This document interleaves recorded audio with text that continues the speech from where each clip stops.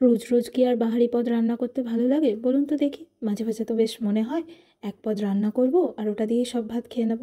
Hello everyone, everyday unfilter চ্যানেলে আবারও একটা নতুন ভিডিওতে আপনাদের সবাইকে জানাই স্বাগত।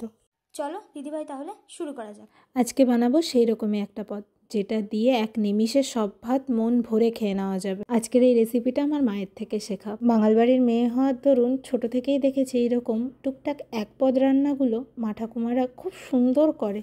এই রেসিপিটা হলো রসুন পটল, আর তার জন্য প্রথমেই বেশ কয়েকটা ফ্রেশ পটল নিয়ে নেব। পটলগুলো কচি হলে খেতে ভালো হয়।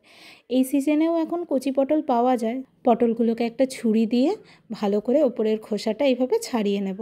নেওয়ার পর ছুরিটা দিয়ে পটলের মধ্যে 3-4টে চেরা দাগ করে নেব, যাতে ভেতরে মশলাগুলো ভালো করে ঢোকে আর ভেতরটা ভাজাও হয়ে যায়। আর অন্যদিকে শিলে বেটে নেব কালো জিরে, কাঁচা লঙ্কা আর রসুন। ব্যাস, এই 3টে জিনিস ছাড়া এই রান্না অন্য কোনো মশলাই লাগে না।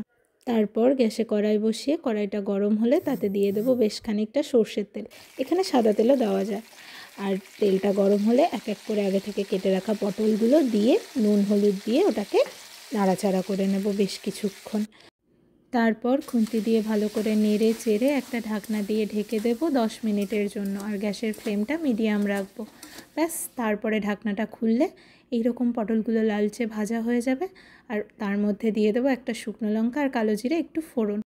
তার সাথে আগে থেকে বেটে রাখা রসুন, কালো জিরে, কাঁচা লঙ্কাটা সেটা দিয়েও ভালো করে মিশিয়ে নেব। এরপর আবার ঢাকনা দিয়ে গ্যাসের ফ্লেম একদম লো করে 5 মিনিট কষিয়ে নেব। তারপর ঢাকনাটা খুললেই ব্যাস রেডি রসুন পটল। পটলগুলো ঠিক এই রকম নরম ভাজা ভাজা হবে। বিশ্বাস করুন, গরম ভাতে এটা খেতে যে কী অপূর্বই লাগে।